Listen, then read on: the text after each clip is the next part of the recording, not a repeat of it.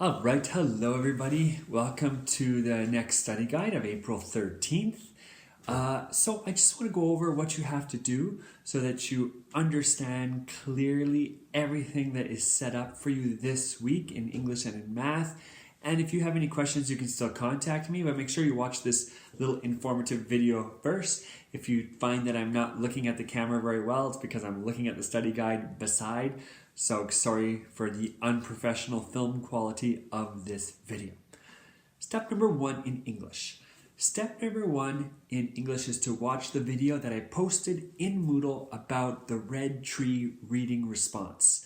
Last week you were supposed to do a reading response with the red tree, that little book that was posted on YouTube that we have in class. So I'm going to make comments about what was needed to be included in that reading response.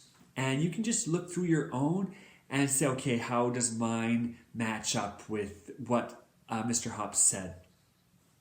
Then, what you're going to do is you're going to listen to another book on YouTube. So this one is called Riding the Tiger.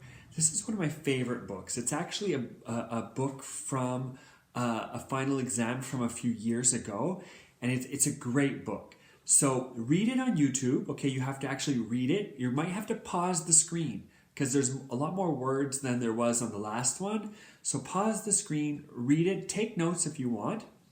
And yeah, so that's going to be posted on Moodle. Okay, so it's a YouTube link that's posted on Moodle.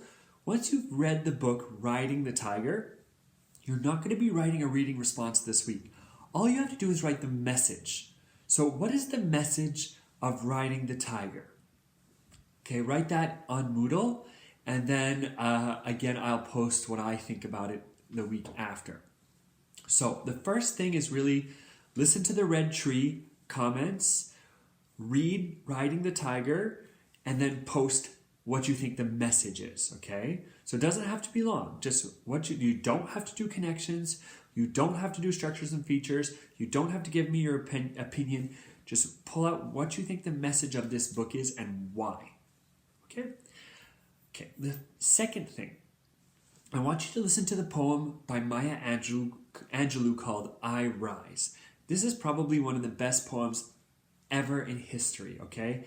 Maya Angelou reads her poem on YouTube. I've posted it on Moodle. It's beautiful. It's my personal favorite poem, and I want you just to listen to it a couple of times. It takes a couple of times to really listen to the words. And once you've listened to this beautiful poem, you'll see what she's talking about, and hopefully it'll inspire you to write a poem. I don't care what form you want to write in, but you're going to have to write a poem, and your theme has to be a theme of hope. Okay, so I'm not giving you a kind of poetry. I'm not going to give you a length. You have to write a poem that has the symbol and the idea of hope behind it. Okay, so start by watching that poem, get an inspiration, get an idea, and then post your poem on Moodle. Then the next thing is like last week. I want you to listen to the podcast review of the chapters 10 and 11. And then once you've done that, you can go ahead and read chapters 12 and 13 alongside me. Chapter 12 is probably one of my favorite. Okay, it's a big punch because you finally find out what seeing beyond is. And for me, it just, like the first time I read it, I was just like, it's really exciting, okay? And then there'll be another flip grid, okay? For those of you who aren't keeping up with the flip grids, they're super fun.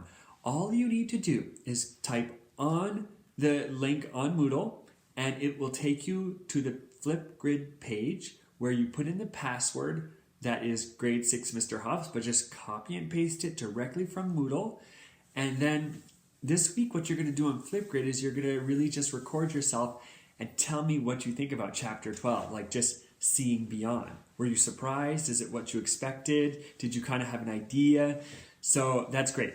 But if you haven't read chapter 12 yet, don't go and watch the Flipgrids first. It'll ruin the punch. So, again, we're going to have another in English, a Zoom class on Wednesday. Okay, so check that out. The link will be posted on Moodle like it was this week, so that'll be easy to follow. So that's pretty much it for English. Math this week is a little bit different, okay, because we're coming to the end of our chapter. So this week it's a lot of work, but it's pretty much all the same thing. So number one, what you really need to do is complete the review. So that includes the multiple choice and the problem at the end. So pages 32 to 41. That's a lot of pages.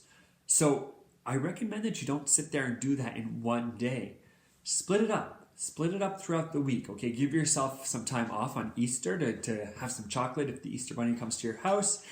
And just split up that time to do that review. Make sure that all of the other questions from chapter 4 are complete. Okay, this is a good week to get all caught up in your chapter. And if you haven't finished all your Pathblazer, make sure that you go back and do your Pathblazer. Once you've done that, I'm going to be posting a big important problem on Moodle called the field trip. The field trip should be completed once all of your review is done. So you can print that off and complete it. Then I'll be posting the answers so that you can correct it with your parents or by yourself. Sometimes it helps to sit with a parent and correct it with the answer guide there. You also have to play Prodigy because I'm updating the information on Prodigy too to hit those chapter 4 questions, okay? So those are the 3 things you have to do in math this week. It's really simple. The review, the big problem, and Prodigy. And I'll explain more next time for next week. So have a great week. Enjoy it. Happy Easter. I hope the Easter Bunny leaves you lots of chocolate, and I'll talk to you soon. See you later.